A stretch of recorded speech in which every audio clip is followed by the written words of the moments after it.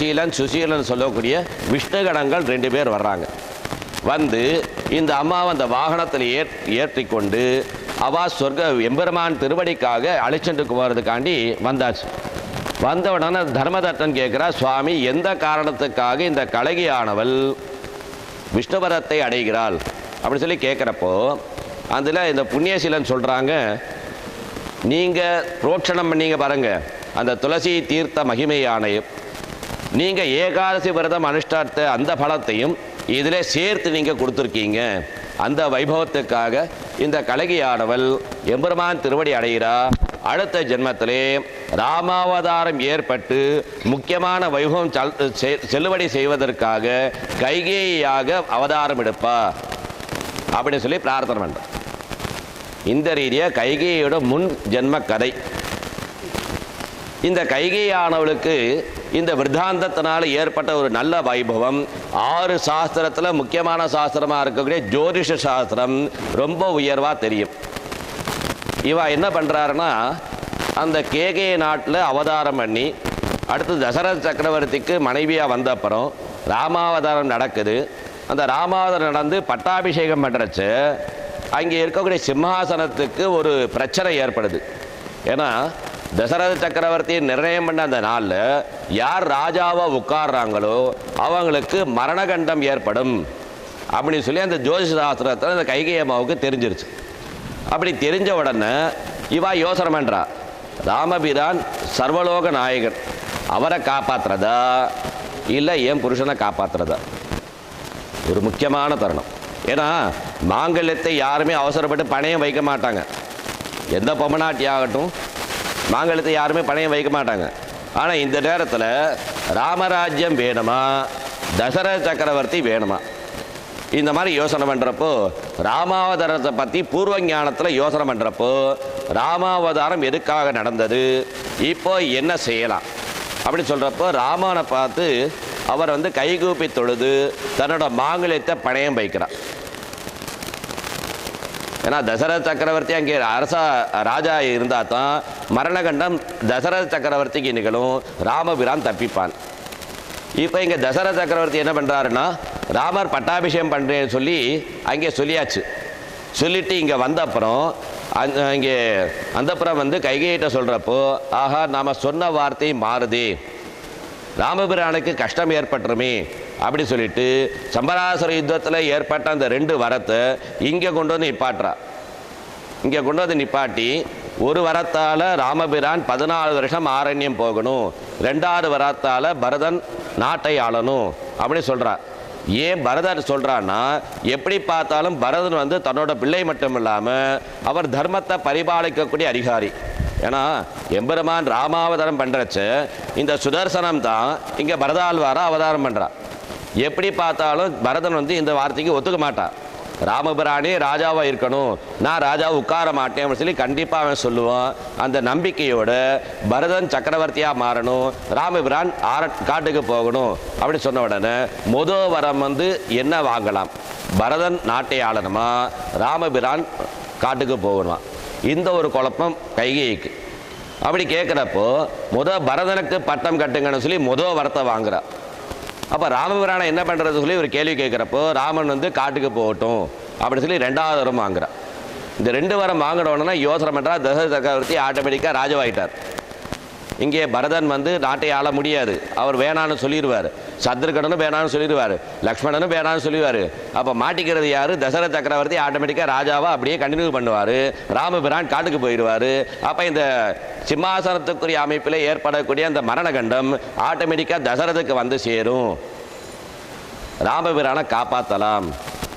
ஏன்னா சாதாரணமாக இருக்கக்கூடிய ஒரு ஆசையை விட்டு பெரிய ஆசையாக இருக்கக்கூடிய எம்பெருமான் திருவடி தான் முக்கியமே தவிர சின்ன சின்ன ஆசைகள் நமக்கு தேவையில்லை அப்படின்னு சொல்லி யோசனை பண்ணி தசரத சக்கரவர்த்திக்கு தன்னோட மாங்கல்யத்தை பணயமாக வைக்கிற கைகேயி. இந்த விஷயத்தை எல்லாம் ராமபிரான்ட்டு பரத்வாஜ மாமுனிவர் 14 வருஷம் அந்த காட்டிலேருந்து வீட்டுக்கு வர்றப்போ, நீ எவ்வளோ பெரிய சிக்கலான ஒரு நிலையாக இருந்தாலும் என் வீட்டுக்கு ஒரு பிடி சாதம் சாப்பிட்டுட்டு என்கிட்ட பேசிட்டு அதுக்கப்புறம் தான் நீ அரண்மனைக்கே போகணும் அப்படின்னு சொல்லி உத்தரவாதம் வாங்கிட்டு தான் போகிறார் பரத்வாஜர்கிட்ட. ராமபிரான் காட்டுக்கு போகிறப்போ பரத்வாஜ ஆசிரமத்துக்கு வந்து இந்த முனிவர்கிட்ட ஆசீர்வாதம் சத்தியபிரமாணம் வாங்கின அப்புறம் தான் அவர் காட்டுக்கே போகிறார். அதே மாதிரி அங்கே போய் எல்லா விஷயம் முடிச்சுட்டு இது ராவண சம்மாரமாகட்டும், அடுத்து விபீஷண பட்டாபிஷேகம் பண்ணாட்டும், எல்லாமே புஷ்ப விமானத்துலேருந்து வர்றப்ப கூட ராமபிரான் இங்கே கிளம்புறப்பே சொல்லிட்டார், பரத்வாஜ மாமனிதர் என்னை பார்த்துட்டு தான் ஊருக்குள்ளே காலை எடுத்து வைக்கணும் அப்படின்னு சொல்லிட்டார். ஆகையினால் நேராக அங்கே போவோம் அப்படின்னு சொல்லி நேராக ஆசிரமத்துக்கு வந்த அப்புறம் இங்கே நடந்த இப்போ சொன்ன விஷயம் எல்லாமே இந்த பரத்வாஜ மாமுனிவர் ராமனுக்கு சொல்கிறார். இந்த ராமனுக்கு சொன்ன அப்புறம் ராமன் என்ன பண்ணுறாருன்னா கைகையை நேராக கைகூப்பி தொழுது மன்னிப்பு கேட்குறார். ஏன்னா 14 வருஷம் கரிச்சு கொட்டா எல்லா பேரும் ஊரில் ஒரு ஆள் பாக்கி இல்லை. இவளால் தான் எல்லாமே நடந்துச்சு, இவளால் தான் இந்த ராமபிரான் ஊருக்கு போனார், வீட்டில் இந்த அரண்மனையில் யாருமே கிடையாது அப்படின்னு சொல்லக்கூடிய ஒரு முக்கியமான விஷயம் இந்த கைகையினால தான் நடந்துச்சு அப்படின்னு சொல்லி எல்லாருமே கைகை என்னென்ன வசவு பாட முடியுமோ, எந்த அளவுக்கு பேச முடியுமோ எல்லாத்தையும் சொல்லி பிரச்சனை பண்ணா. இதுக்கு மூல காரணம் என்ன? பரமாத்மாவை இருக்கக்கூடிய ராமபிரானை காப்பாற்றணும் அப்படின்னு சொல்லக்கூடிய ஒரு நல்ல எண்ணத்திலே இங்கே செஞ்சதுனால இந்த விஷயத்தை கேள்விப்பட்ட உடனே ராமனுக்கு அப்படியே ஆனந்த கண்ணீர் அப்படியே வந்து நேராக போய் கைகை அம்மாவை தரிசனம் பண்ணி அவங்ககிட்ட மன்னிப்பு கேட்டுட்டு அதுக்கப்புறம் தான் பெத்ததாய இருக்கக்கூடிய கௌசல்யா தேவிட்டே வந்தா. இந்த விஷயத்தை எல்லாம் பரத்வாஜ மாமுனிவர் சொல்கிறார், சாமி இப்போ இவ்வளோ விஷயம் சொல்கிறீங்களே, இந்த வைபவத்துக்கு இன்னைக்கு உள்ள பாசனத்துக்கு என்ன சம்பந்தம்? ஏன்னா இன்னைக்கு பாசுரத்தில் வந்து கீசு கீசென்றுங்கும் ஆணை சாத்தன். இந்த ஆணை சாத்தன் அப்படிங்கிறதுக்கு சம்ஸ்கிருதத்தில் பரத்வாஜ பட்சி அப்படின்னு சொல்லி பேர். இந்த பரத்வாஜ மாமுனிவருக்கு இந்த பரத்வாஜ பட்சிக்கும் நிறைய தொடர்பு உண்டு. ஏன்னா இந்த பரத்வாஜ மாமுனிவர் வந்து சின்ன வயசுலேருந்து எம்பெருமான்கிட்ட நல்ல ஒரு வைபவம் வந்ததுனால 3 வேதத்தையும் நான் அத்தியனம் பண்ணி முடித்த அப்புறம் தான் கல்யாணமே பண்ணுவேன் அப்படின்னு சொல்லி நினச்சார். 4வது வேதம் அதர்வண வேதத்தை பற்றி இங்கே கன்சிடர் பண்ணலை.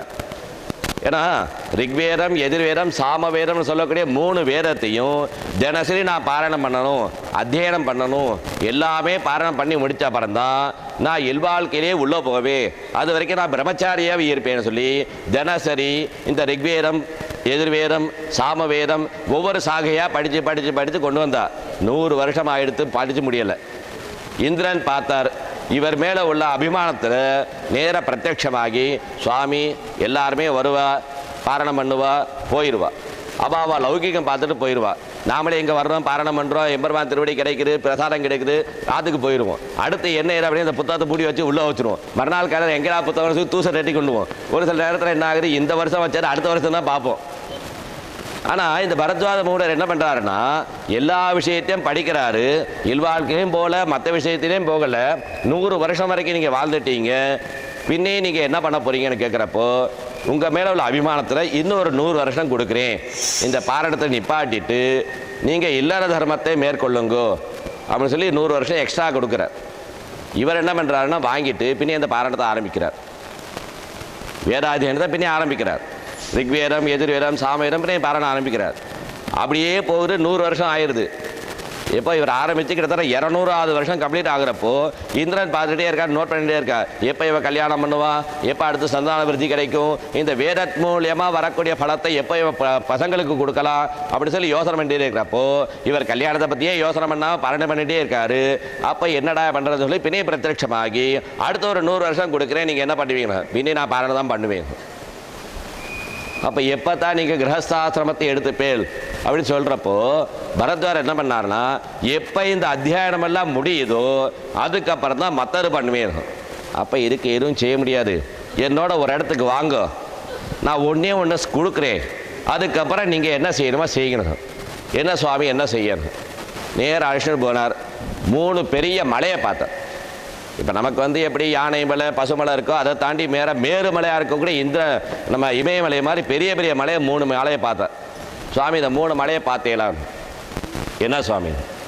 இது ரிக்வேதம், இது எதிர்வேதம், இது சாமவேதம். இந்த 3 மலை தான் 3 வேதமாக நிற்குது. அப்போ இந்த 3 மலைக்கும் உங்கள்கிட்ட கொடுத்த கருவி என்னென்னா ஒரே ஒரு குண்டூசி. இந்த குண்டூசியை வச்சு நீங்கள் இந்த மலையை பழக்க போகிறேன்னு சொல்கிறேன். எப்போ இது நீங்கள் எல்லாம் எடுத்து முடிக்கிறது, எப்போ நீங்கள் பாரணம் பண்ணி முடிக்கிறது, எப்போ நீங்கள் இல்லற தர்மத்தை ஆரம்பிக்கிறது அப்படின்னு சொல்கிறப்போ சுவாமி என்ன சொல்கிறாருன்னா, அப்போ நான் இத்தனை நாள் படித்தேனே, கிட்டத்தட்ட 200 வருஷம் படித்தேனே, அதுக்குரிய பிரமாணம் எவ்வளோ அப்படின்னு சொல்கிறப்போ இந்திரன் என்ன பண்ணுறாருன்னா 3 மலைக்கு நடுவால் இருக்கக்கூடிய ஒரு பிடி மண்ணை எடுத்து அவர் கையில் கொடுக்குறார். நீங்கள் இத்தனை நாள் பாரணம் பண்ணிங்க பாருங்கோ, அந்த பலன் இந்த கைப்பிடி அளவு தான்.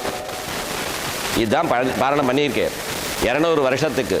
அப்போ பாக்கி உள்ள எத்தனை வருஷம் உங்ககிட்ட கொடுத்தா இந்த மலையளவு உள்ள வேதத்தெல்லாம் நீங்கள் பாரணம் பண்ணி முடிப்பேல், யோசனை பண்ணுங்கன்னு சொல்கிறப்ப அந்த விஷயத்தை தான் வேத சாஸ்திரத்திலேயே ஆரம்பித்த முத பழமொழி கைப்பிடி அளவு. எது கட்டுறது கைமண் அளவு, கல்லாதது மற்ற வார்த்தையெல்லாம் சேர்க்குறா. ஆக்சுவலாக வேதத்தில் சொன்ன வார்த்தை மலை அளவு. இது ரிக்வேதம், எதிர்வேதம், சாமவேதம் சொல்லக்கூடிய 3 மலைக்கு தான் மலை அளவுன்னு சொல்லியிருக்கா. அதுக்கப்புறம் வந்தவாள்லாம் நிறைய கடல் அளவு வரிசையை சேர்த்துட்டே வந்தா. இந்த ரீதியாக இந்த பரத்வாஜ மாமுனிவர் எப்போ அவர் வந்து பாரணம் பண்ணுறாலோ அந்த நேரத்தில் இவர் என்ன பண்ணுவார்னா காத்தால எழுந்திரிச்சு அந்த பிரம்ம முகூர்த்தத்திலேயே இவர் பாரணம் பண்ண ஆரம்பிப்பார். இவர் ஒரு வாக்கியம் சொல்லியாச்சுன்னா பின்னாடி ஒரு ஆள் சவுண்டு கொடுக்கும், வரிசையாக கீதமாக பாடுவான். அப்படி கீதமாக பாடுறது இந்த வேத கோஷத்துக்கும் அந்த துணிக்கு சேர்த்து லாவண்யமாக எல்லாரும் பக்தர்களும் அனுபவித்ததுனால பரத்வாஜரோட சேர்ந்து பாரணம் பண்ண அந்த குருவிக்கு வழியான் அப்படி சொல்லி தமிழில் சொல்கிறா. இவங்களுக்கு பரத்வாஜ குருவி அப்படின்னு சொல்லி ஒரு வார்த்தை. இவா 2 பேருக்கும் பேரொட்டு ஏற்பட்ட அந்த குருவிக்கு வழியான் குருவிக்கு பரத்வாஜ குருவின்னு சொல்லி பேர். இந்த பரத்வாஜ குருவி தான் இங்கே ஆணை சாத்தன். இந்த வாக்கியம் இங்கே ஆணை சத்தனா வந்து நிற்குது. இவா எப்படி சொல்கிறான்னா கீசு கீசு என்றெங்கும். இந்த கீசு அப்படிங்கிறதுக்கு எப்படி வார்த்தை கொண்டு வருதுன்னா நம்ம ஷார்ட் ஃபார்மாக ஒரு வார்த்தையும் பேசுவோம் பாருங்கள். இந்த அளவுக்கு பேர் வச்சா கூட 2 எழுத்து 3 எழுத்து தான் இப்போ எல்லாம் கூப்பிட்றோம். அடியே எனக்கு கூட சுந்தரராஜன் சொன்னால் சுந்தரம் மட்டும் தான் கூப்பிட்றாங்க. ராஜன் புத்தகத்திலேயே உட்காருது. சௌந்தரனாவுக்கு சௌந்தரனாக ராஜன் அப்படியே புத்தகத்திலே இருக்குது. இந்த மாதிரி எவ்வளோ பெரிய வார்த்தை வச்சா கூட 2 எழுத்து 3 எழுத்து தான் சொல்லுவோம். அதே மாதிரி கிருஷ்ணநாமத்தை சொல்லி சொல்லி சொல்லி இந்த ஆடைச்சாத்திரம் சொல்லுங்க பறவை கிருஷ்ணா கிருஷ்ணா கிருஷ்ணா அப்படிங்கிறது கொஞ்ச நாள் மாறி மாறி மாறி மருவி கீசு கீசு கீசுன்னு சரி அப்போவே ஷார்ட் ஃபார்ம் பண்ணா.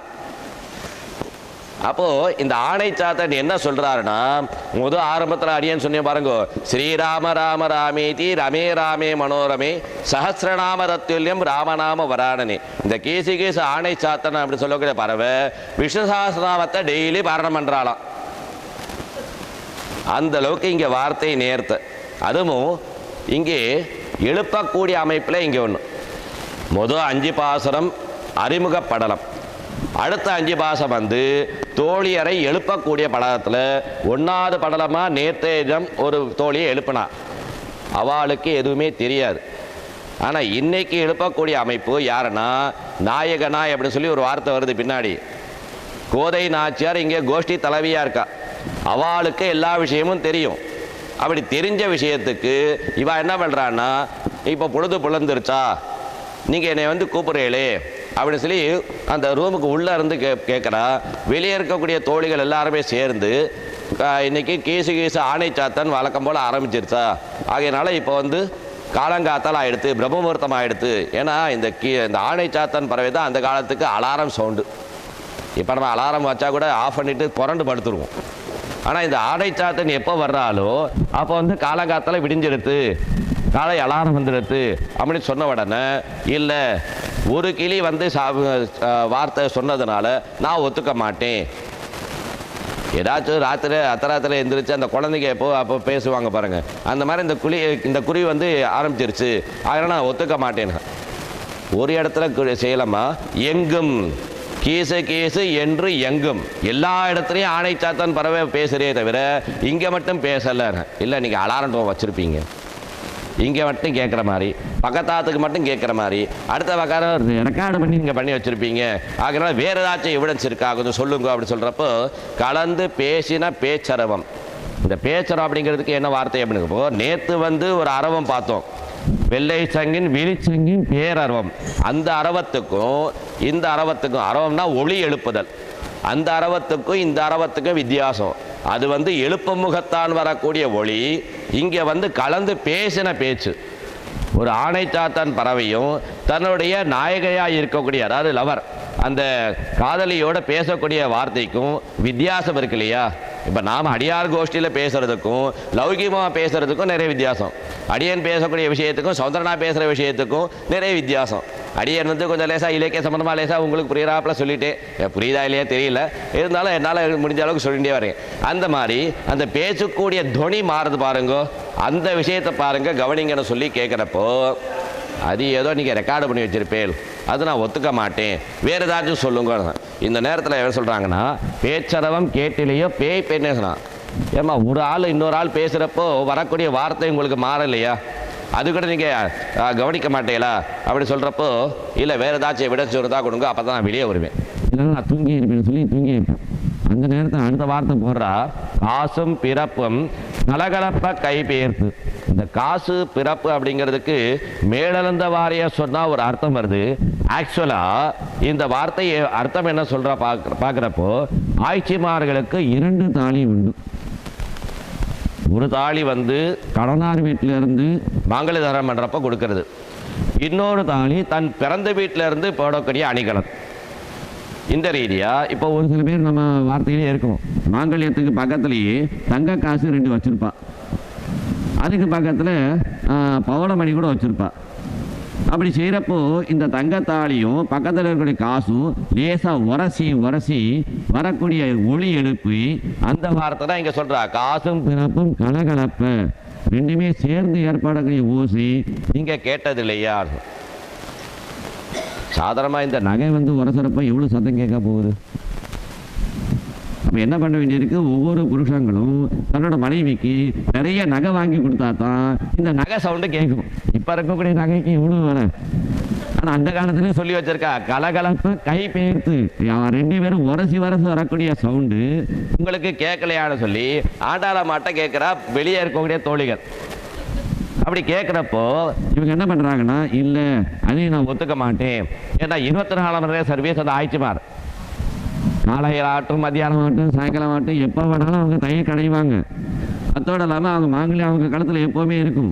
அப்படி இருக்கிறப்ப அந்த தாலியோட சவுண்டு கிடைக்கிறது பெரிய விஷயம் இல்லையே, அதனால் அதையும் நான் ஒத்துக்க மாட்டேன், வேறு ஏதாச்சும் விடன்னு சொல்லுங்கோ அப்படி சொல்கிறப்போ அடுத்த வார்த்தை பண்ணுறா, வாச நறுங்குழல் ஆய்ச்சியர். சாதாரணமாக சொல்லலை, இந்த ஆய்ச்சியருக்கு குழல் அப்படிங்கிறது தாராளமாக ஓடுது. இப்போ தனியாக ஒரு ரீல்ஸ் கூட வச்சா லாங் ஹேர், இங்கேருந்து ஆரம்பித்தா தொட வரைக்கும் போகுதான். அதெல்லாம் வச்சுட்டு நிறைய ரீல்ஸ் எல்லாம் நிறைய வருது, அதுக்கு தனியாக கமெண்ட்டு ஷேர் எல்லாமே ஓடுது. ஆனால் இங்கே என்ன பண்ணுறாருன்னா, நறும் குழல் அப்படின்னு சொல்கிறாங்க. சாதாரணமாக வாசமாக இருக்கக்கூடிய குழல், ஆனால் இங்கே வாச நறுங்குழல்னு சொல்கிறா. ஆண்டாளோ அவதாரத்தை பற்றி 2ஆம் திருநாள் ஒன்று சொன்னேன். மீனாட்சி அம்மனுக்கு ஏற்பட்ட ஒரு மனக்கிலேசத்தை நிவர்த்தி பண்ணக்கூடிய ரீதியாக ஆண்டாள் வந்து உற்பத்தி ஆனா அவதாரம் பண்ணான்னு சொன்னோம். அந்த வார்த்தைக்கு இங்கே எவிடன்ஸ் ஒன்று, வாச நறுங்குழல்.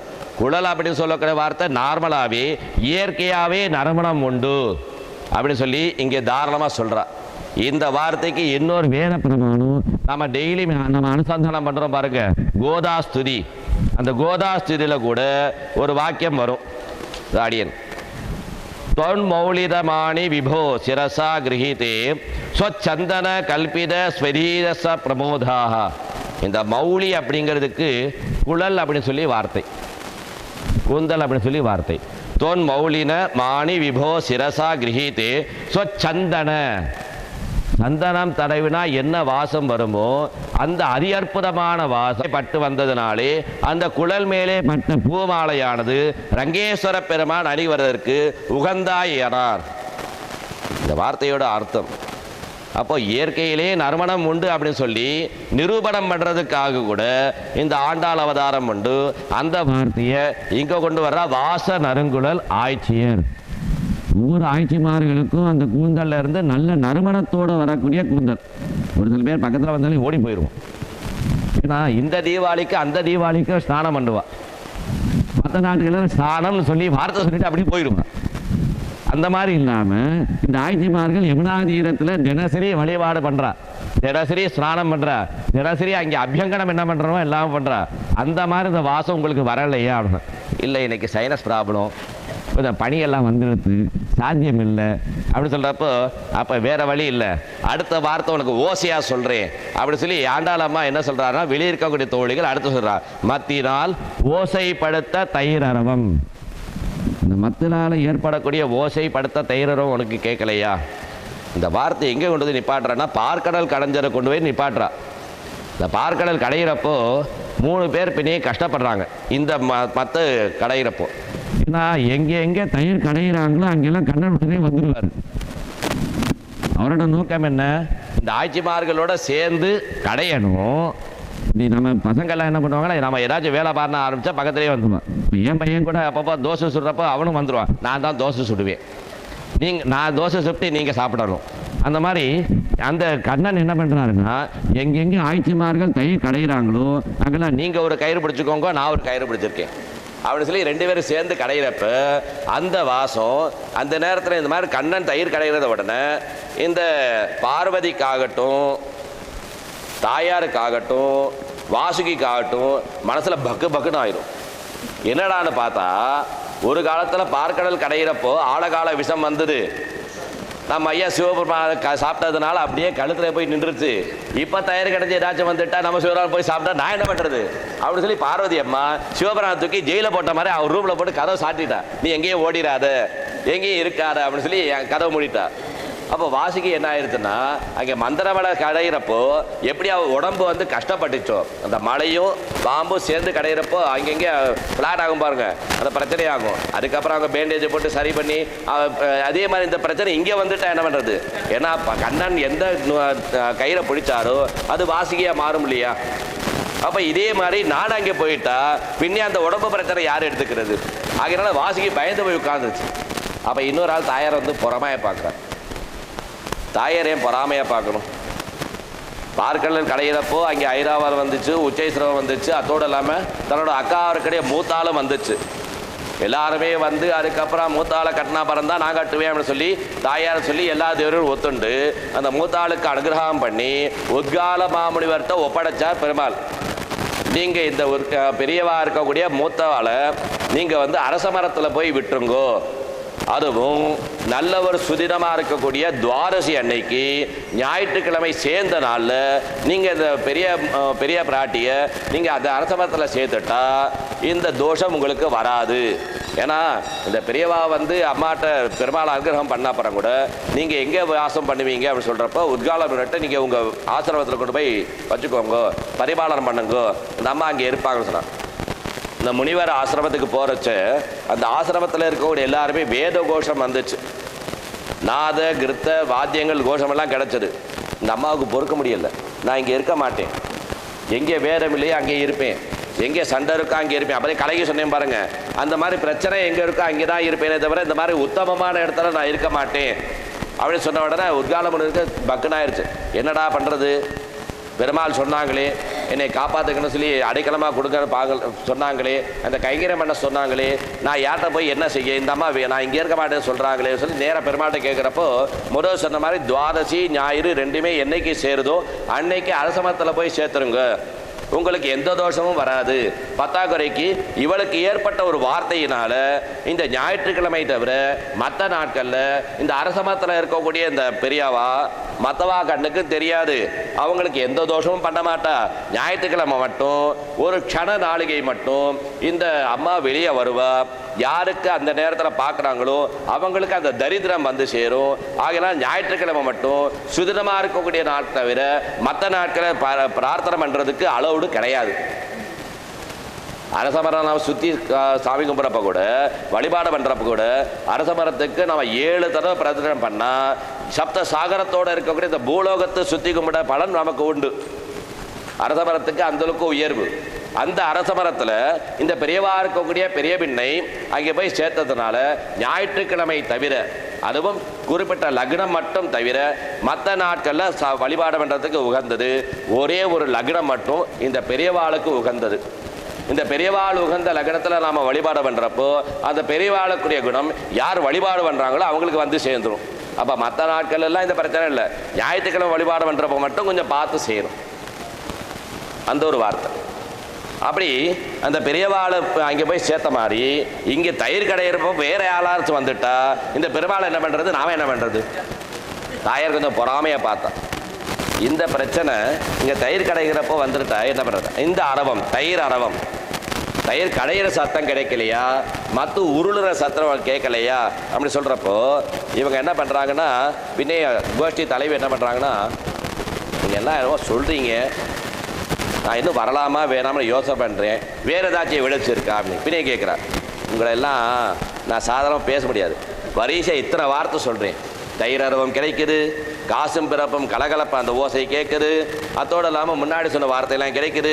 4-5 எவிடன்ஸ் கொடுத்தாலும் உங்களுக்கு சொன்னாலும் உங்களுக்கு பத்தல்ல. ஆகையினால இங்கே என்ன பண்ணுறாங்கன்னா, நாயக பெண் பிள்ளாயின்னு சொல்கிறாங்க. ஆக்சுவலாக அந்த வார்த்தை வரிசையை பாருங்களேன்.